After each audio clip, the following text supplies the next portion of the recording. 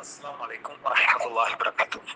പ്രിയമുള്ളവരെ, ഇന്ന് നമുക്ക് ഫജ്ർ പബ്ബിൽ ക്ലാസ് എടുക്കുന്നത് നമ്മുടെ പ്രിയ സുഹൃത്ത് നൗഷാദ് മാസ്റ്റർ തരിശാണ്. അദ്ദേഹത്തെ വളരെ ആദരവോടെ സ്നേഹത്തോടെ ക്ഷണിക്കുന്ന ക്ലാസ്. بنعمته تتم الصالحات والصلاة والسلام على أشرف المرسلين آله وصحبه أجمعين. إن أريد للإصلاح ما استطعت وما توفيقي إلا بالله.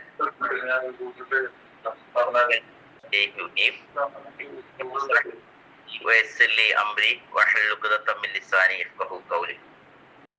പ്രിയമുള്ള സഹോദരീ സഹോദരങ്ങളെ, അസ്സലാമു അലൈക്കും വറഹ്മത്തുള്ളാഹി തആല വബറകാതുഹു. കഴിഞ്ഞ ക്ലാസ്സിൽ നമ്മൾ ഖിയാമത്ത് നാളിന്റെ ആ വിചാരണ സഭയെ സംബന്ധിച്ച് സംസാരിക്കുകയുണ്ടായി. ആ വിചാരണ സഭയിൽ അള്ളാഹു മനുഷ്യനോട് ചോദിക്കുന്ന ചോദ്യങ്ങളെ സംബന്ധിച്ച് പലപ്പോഴും നമ്മൾ മനസ്സിലാക്കിയവരാണെങ്കിലും അതിൽ നിന്നും വ്യത്യസ്തമായ ചില കാര്യങ്ങൾ അള്ളാഹു നമ്മോട് ചോദിക്കുന്നതിനെ കുറിച്ച്, നമുക്ക് നൽകിയ സൗകര്യങ്ങളെ കുറിച്ചൊക്കെ ചോദിക്കുന്നതിനെ കുറിച്ച് അനസ് റളിയല്ലാഹു ഇപ്പോൾ ചെയ്തൊരു ഹദീസിൽ നമുക്ക് കാണാൻ സാധിക്കും. അതിപ്രകാരമാണ് അനസ് റളിയല്ലാഹു അൻഹു അനി നബി സല്ലല്ലാഹു അലൈഹി വസല്ലം ഖാല വിജാഉ ബിഇബ്നി ആദം യൗമൽ ഖിയാമ കഅന്നഹു ബദജുന. പുനരുദ്ധാന നാളിൽ മനുഷ്യനെ കൊണ്ടുവരുന്ന അവൻ ഒരു കുട്ടിയെ പോലെ ആയിരിക്കും ആ സമയത്ത്. കുട്ടിയെ പോലെ ആയിരിക്കും ആ സമയത്ത്. യദയില്ല, എന്നിട്ട് അവനെ അള്ളാഹുവിന്റെ മുമ്പിൽ കൊണ്ടുവന്ന് നിർത്തും. ആ സമയത്ത് അള്ളാഹു അവനോട് ചോദിക്കുന്ന ഒരു ചോദ്യമുണ്ട്.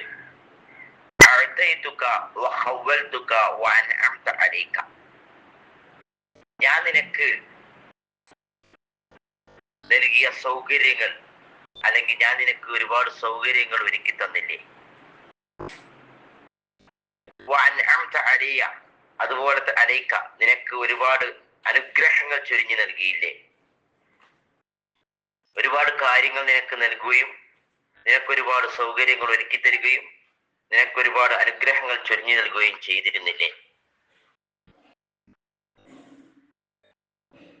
ഫയഖൂലു, അപ്പൊ ആ മനുഷ്യൻ, എന്നിട്ട് അള്ളാഹു ചോദിക്കുകയാണ്, ആ അനുഗ്രഹങ്ങളൊക്കെ കിട്ടിയ ശേഷം നീ അതിലുകൊണ്ട് നീ എന്ത് ചെയ്തു എന്നുള്ളൊരു ചോദ്യമുണ്ട്. ഫയഖൂലു, അപ്പോൾ ആ മനുഷ്യൻ പറയുന്ന മറുപടി നമ്മളൊക്കെ സാധാരണ പറയുന്ന മറുപടി തന്നെയാണ് സഹോദരങ്ങളെ. യാ റബ്ബ്, എന്റെ രക്ഷിതാവേ, ജമഅതുഹു, ഞാൻ അതിനെ ഒരുമിച്ച് കൂട്ടുകയും വസമ്മർതുഹു, എന്നിട്ട് അതിനെ പരിപോഷിപ്പിക്കുകയും വതറക്തുഹു അക്സറ മാ കാന, നേരത്തെ എത്രയാണോ ഉണ്ടായിരുന്നത് അതിലും കൂടുതൽ അതിനെ വർദ്ധിപ്പിക്കുകയും ചെയ്തു എന്നാണ് പറയുന്നത്. വയഖൂലു ലഹു, എന്നിട്ട് അദ്ദേഹം തന്നെ പറയുകയാണ്, വർജിഅനി ആതീക ബിഹി, എന്നെ ഒന്ന് തിരിച്ചയക്കണം അല്ലാഹുവേ, എങ്കിൽ ഞാൻ ഉണ്ടാക്കി വെച്ചതൊക്കെ ഞാൻ കൊണ്ടുവരാം.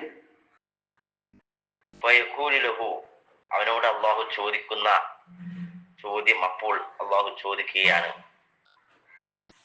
അരിനീ മാ ഖദ്ദംത, നീ ഇവിടേക്ക് വേണ്ടി നിക്ഷേപിച്ചത് എനിക്ക് കാണിച്ചു തരും. സഹോദരങ്ങളെ, ആ ചോദ്യമാണ് നമ്മൾ മനസ്സിലാക്കേണ്ടത്. അരിനീ മാ ഖദ്ദംത, നീ ഇവിടേക്ക് വേണ്ടി നിക്ഷേപിച്ചത് എനിക്കൊന്ന് കാണിച്ചു തരും. അപ്പോഴും അവൻ പറയുന്നു, ഫയഖൂലു, അപ്പോഴും അവൻ പറയുന്ന മറുപടി, യാ റബ്ബ്, എന്റെ രക്ഷിതാവേ, ജമഅതുഹു, ഞാൻ അതിനെ ശേഖരിക്കുകയും വസമ്മർതുഹു, ഞാൻ അതിനെ പരിപോഷിപ്പിക്കുകയും ഫതറക്തുഹു അക്സറ മാ കാന, എനിക്ക് കിട്ടിയതിനേക്കാളും കൂടുതലാക്കിയിട്ട് ഞാൻ അതിനെ ഉപേക്ഷിക്കുകയും ചെയ്തിട്ടുണ്ടല്ലോ റബ്ബേ, അല്ലെങ്കിൽ അതിനെ വെച്ച് പിന്നെ അതിനെ ആ കിട്ടിയതിനേക്കാളും കൂടുതൽ അതിനെ വികസിപ്പിക്കുകയും ചെയ്തിട്ടുണ്ട് റബ്ബേ.